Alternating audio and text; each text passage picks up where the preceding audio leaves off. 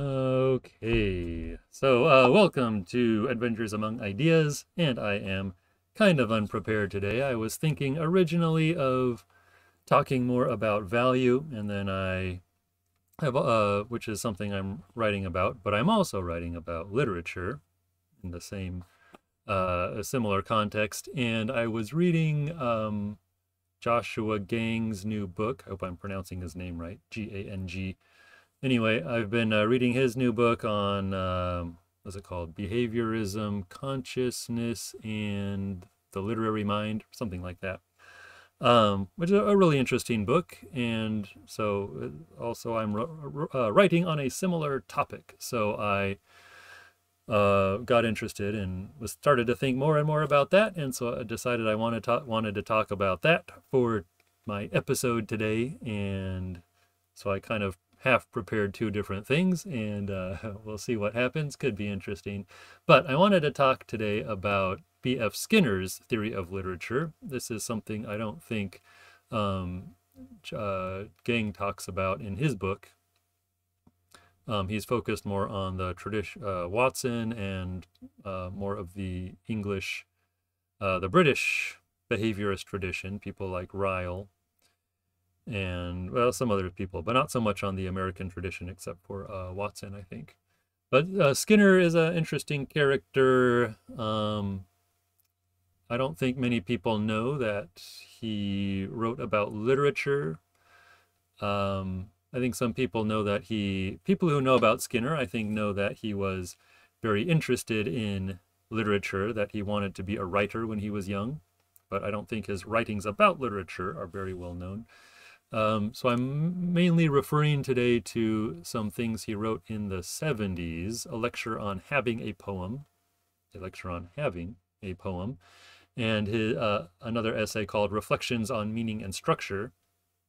But Skinner really had a lifelong interest in literature, as I mentioned. So he wanted to be a novelist when he was young, but he also, fairly early in his career, like the 1930s, published papers on Gertrude Stein, which is kind of interesting. It was before Skinner had really developed his own theory very thoroughly, so it's interesting to kind of see what he was interested in at that early date and how he approaches Gertrude Stein. And he wrote about Shakespeare, and yeah, he uses a lot of literary examples in his writing, so you can really tell that he loved literature, he appreciated it, he read a lot of it, and he mentions it a lot. Shakespeare comes up a lot in his writings, Don Quixote, things like that.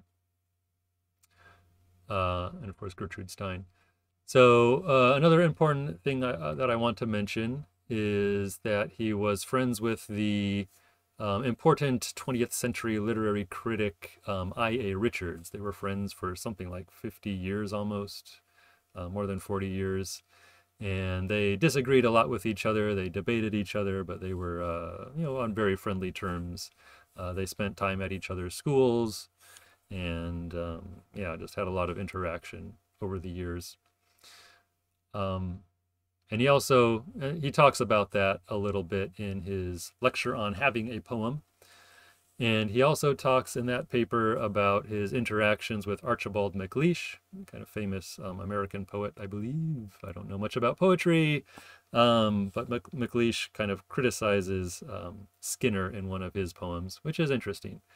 I'm not going to get into that today, but it's worth looking at if you're interested in that kind of thing in poetry and or Skinner.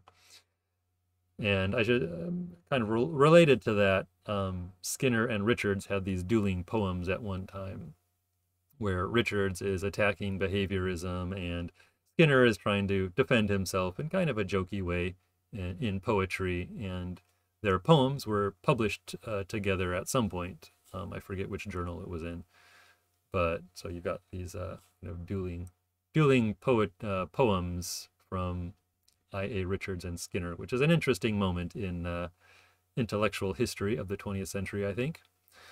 So as a way of getting into Skinner's theory of literature, which I'll try to keep kind of short, I want to mention M.H. Abrams, who was one of the major literary critics or literary historians of the 20th century.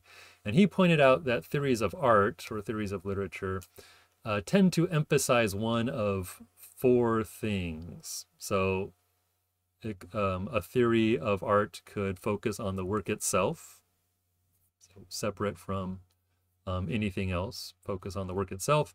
It could focus on the relation between the work and the creator of the work. It could focus on the relation between the work and the, I guess, the world beyond the work, like the relationship between the work and the environment, the work and nature. So how does the work reflect nature? Or it could focus on the relation between the work and the audience. So you've got these four things, kind of the work itself, the work and the creator, the work and the audience, and the work and nature. These are kind of the four things that theories of art look at, and they tend to emphasize one or the other. They very often don't focus on everything. So Skinner is going to give us a kind of behavioral theory of poetry, of literature. He's focusing on poetry, so I'll just maybe try to use the word poetry and poem as short, but you could think of this more broadly in terms of art, other kinds of art, music, whatever, sculpture. So behavioral criticism could focus on any of these, except I wouldn't say that it really focuses on the work itself, because of course a behavioral theory of poetry is focusing on the relationship between poetry and behavior, right? The work and the behavior of the author, the behavior of the reader or listener. So it's not really going to focus on the work itself. Behavior necessarily takes us beyond just the work, analyzing the work. Skinner himself is mainly focused on the relationship between the work and the author. So that's mainly what I'm going to mention today.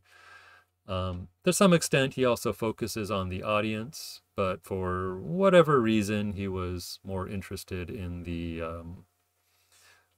relation between the work and the behavior of the author. And I suppose this is somewhat of a more traditional stance to take.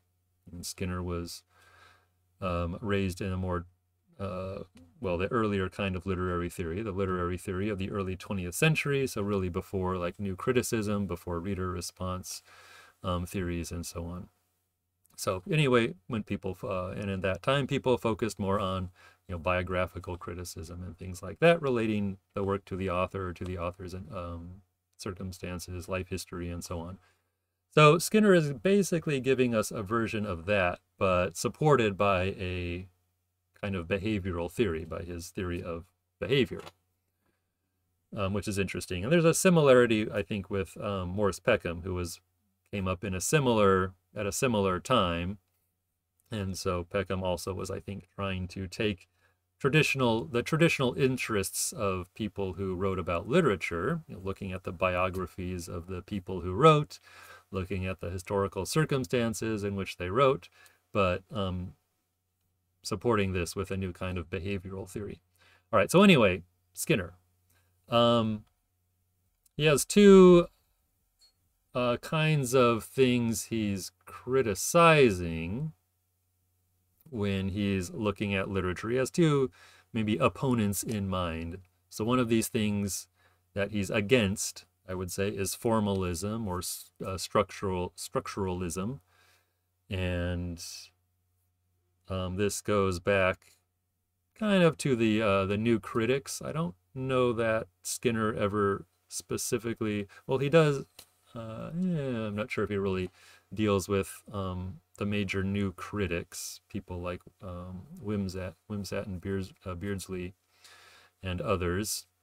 I.A. Richards was not really a new critic, so he does engage with people like Richards, and I think William Empson seems kind of a new critic, but not. That term's a little bit weird. I think the structuralism that he's talking about comes out more with someone like Roman Jakobson, whose name I can never say correctly, who around Skinner's time was looking at things like Shakespeare from a really formalistic, structuralist perspective. So he's looking at the form of the work, the language inside the work, and he's not really thinking so much about Shakespeare as a person, as the historical context in which Shakespeare was producing works and out of which these works came. He's looking at the specific words used in the work and how they relate to each other, the patterns of sounds, and so on.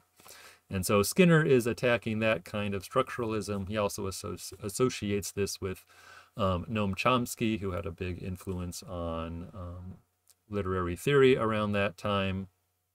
And of course, Skinner had something of a feud, like non-personal feud. I don't think Skinner and Chomsky were ever in direct contact, except I may be wrong about that. Chomsky had reviewed Skinner's verbal behavior and had sent him a draft of the review, which Skinner never replied to. But they did criticize each other in their writings, although I don't know if they ever discussed these things in person. So he also has Chomskyan grammar, Chomskyan view of grammar in mind as a kind of formalism or structuralism. So that's one thing that he's arguing against. The other thing he's arguing against is this idea of autonomous creativity. He's arguing against the person as a kind of self-actor.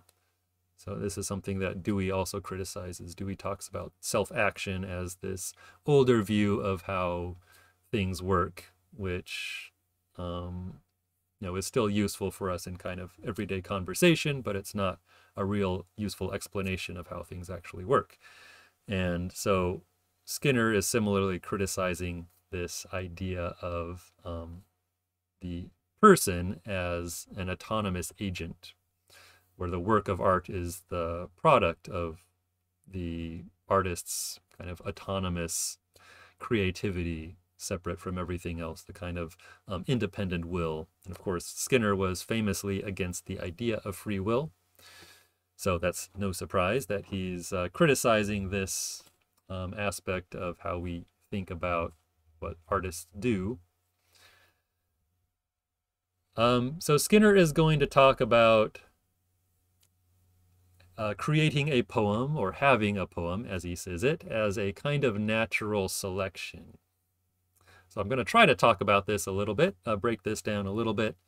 It's, of course, some people are going to disagree with this a lot. Some people might find it an interesting idea, but there's some maybe tricky aspects to it. So maybe the first thing to mention is that a poem begins for Skinner as a verbal response to the poet's circumstances. Something happens, something in the poet's environment, whatever. And the impetus to give this kind of response, you can respond to things in any number of ways, but to respond with something with a poem is a particular kind of response, and that's going to be determined by especially by the poet's personal history. The kind of things they've been exposed to, the kinds of other texts they've been exposed to, and so on. There's also some genetic component. So Skinner will talk a lot about genetic and personal history, or environmental history, as the major factors determining your response to whatever. Another way of talking about this, personal history is your history of reinforcement, and at the species level, the history of reinforcement is part of our DNA, our genes. But anyway, in either case, whether you're talking about genetics or about your personal history, the behavior of the poet is traceable to the environment. It's caused in kind of multiple ways, and Skinner talks about multiple causation in other works. But it's traceable ultimately, determined ultimately by the environment. So the environment acts upon you originally, and then that determines how you act, and so on. So he describes the poet as maybe one of the key ideas in Skinner's theory of literature. is that the poet is simply a place where certain kinds of processes happen. The poet is a locus, a location where things happen. And I relate this back to William James, who, when he would talk about words like I think, just means that thinking is happening here. When we say I think or something like that, we just mean we're locating a particular process, right? Thinking is happening here. So for Skinner, the poet is the place where poetry happens. And he compares this to a woman having a baby. So a poet has a poem in a similar way to that a woman has a baby, right? We talk about having a baby. And we don't really say that the woman designs the baby or creates the baby in the same way that we say a poet creates a poem. The woman is the location where this process of baby making happens. But this process itself is a product of genetic and environmental circumstances. So it's something that we're comfortable. I guess Skinner here is trying to get us comfortable with the notion of things happening that are not intentionally willed or autonomously willed. So he's using the creation of a baby as an example of this, where we don't really have a problem saying that the woman isn't totally responsible for how the baby turns out. We understand that it's a result of these various genetic things coming together and combining, and influences in the environment. And the woman is the place where all of these things kind of come together. And we do recognize that a woman can maybe screw up this process. A woman can screw up this process. But of course, for Skinner, this, if the woman does something bad to harm the fetus, this is traceable to the woman's personal history. It's not traceable to some kind of inner spring of action or autonomous action on the part of the woman. For example, if she takes a bunch of drugs or something while she's pregnant, it's not something she just autonomously decides to do. It's something that's prepared by her personal history, perhaps by her genetic history. The poet, of course, there's differences, obviously, between having a baby and having a poem. So perhaps you can maybe trace out this analogy more if you want. So maybe compare kind of the revising of a poem to raising a child or something. We'll kind of leave our analogy aside for the moment, at least. But the poet has more control over the final design of the poem than the woman has over how her baby comes out, at least at the beginning. But this, for Skinner, is similarly tied to the poet's genetic and personal history. So the poet begins by responding, as I said, to some situation with words, some verbal response. And the particular words that the poet uses are going to be the result of various environmental factors.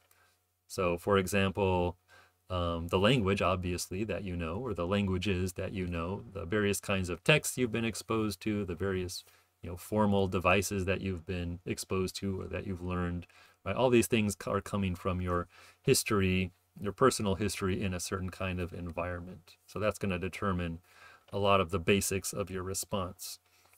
And this early verbal material is kind of the raw material that is then, that kind of goes through this process of natural selection. So the poet either lets it stand, right? You could throw out this verbal material. Some of it you just keep, you let it stay there. So you don't change it, you don't get rid of it. You just kind of let it sit, you let it stand, as Skinner says.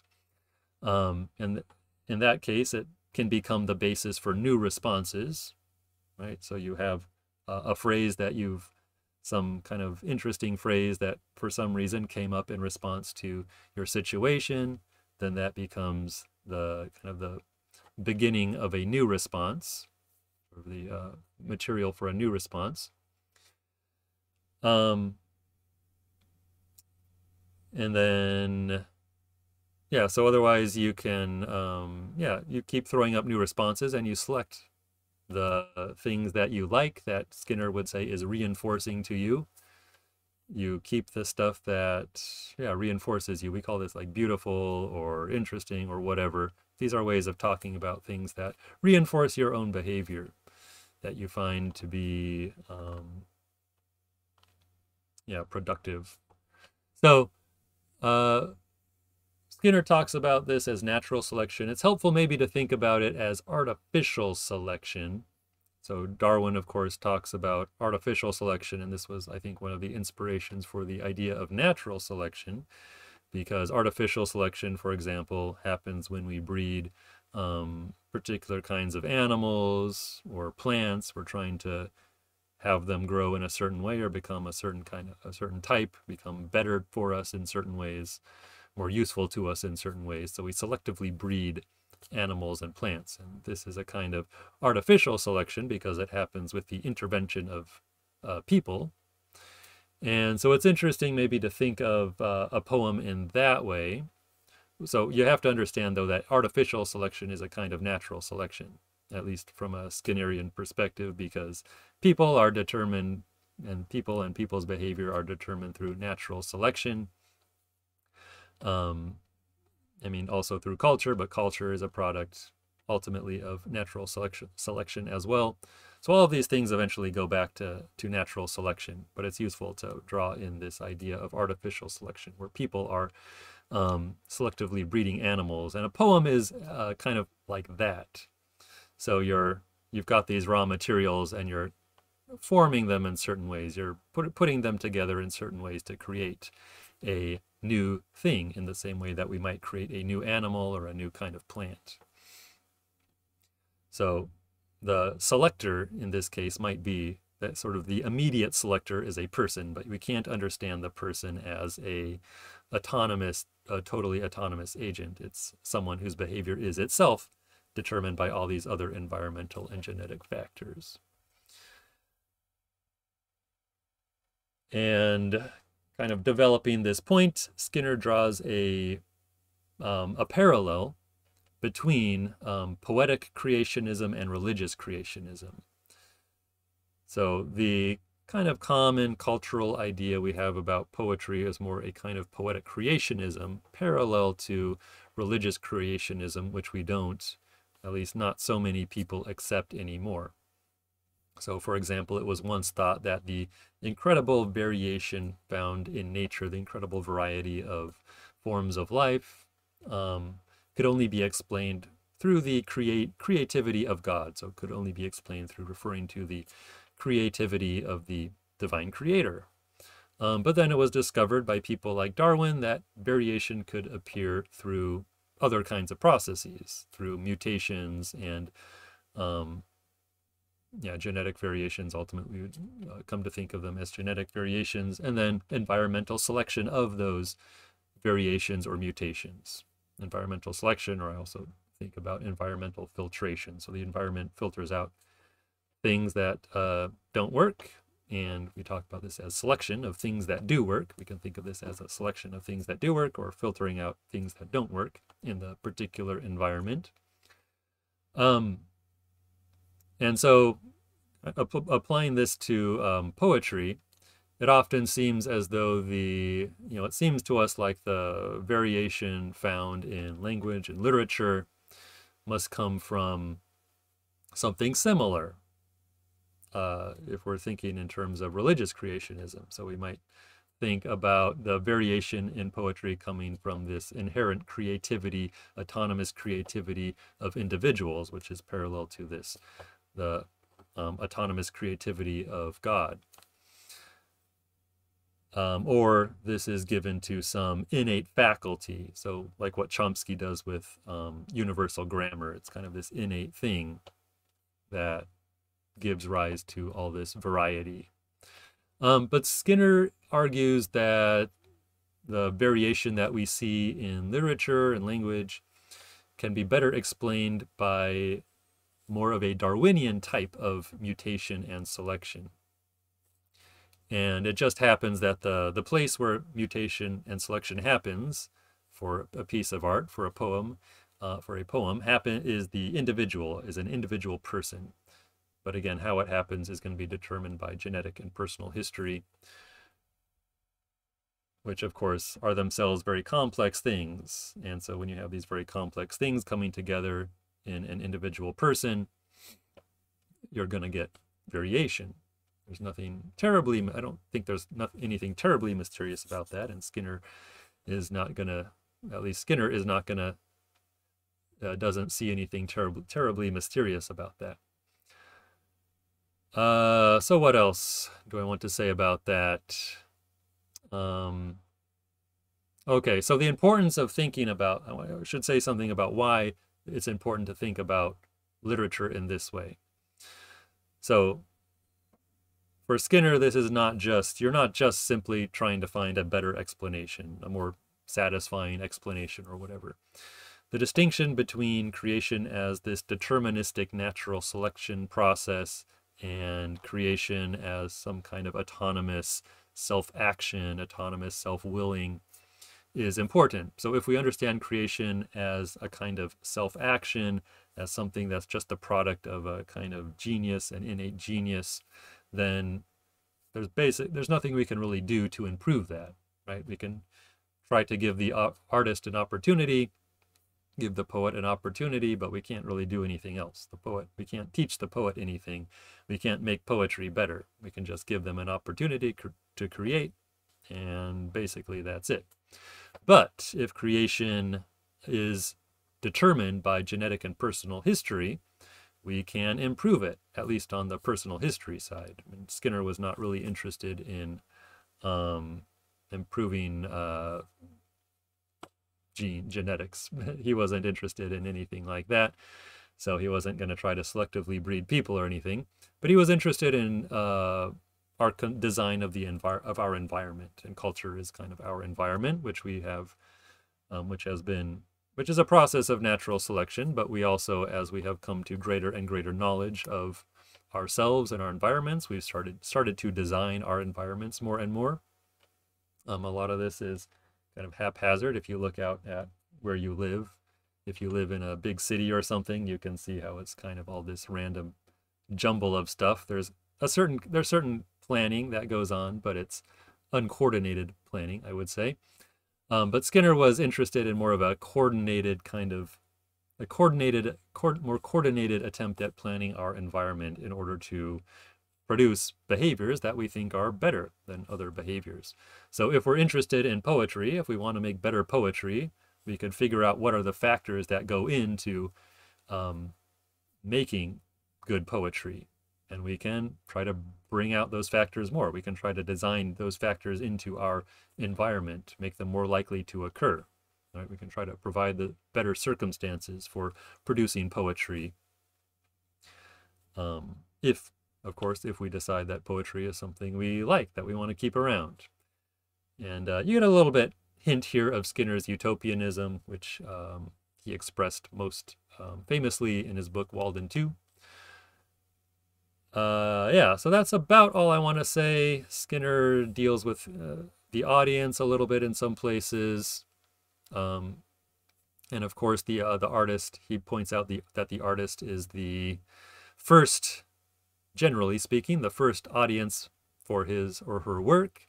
And in some ways, in some respects, the most important audience for his or her work. And this kind of, well, to take poetry as an example, the poet is the first reader of his work generally, and that reading of the work, the poet's behavior as a reader of his or her own work, is important for the construction of the work, of course. So there's an interaction between kind of artist and audience. Yeah, and related theories of literature, which I'm writing about and hopefully we'll perhaps talk about in a video at some point, are found in the works of Morse Peckham, who was also more focused on the artist and the circumstances of the artist. But also I would put in here the work of Louise Rosenblatt, who was focused much more on the reader side of the equation. So anyway, that's about all I wanted to talk about. Not too terrible, considering I felt unprepared. But anyway, thank you for listening, and hope you have a great day. Talk to you again.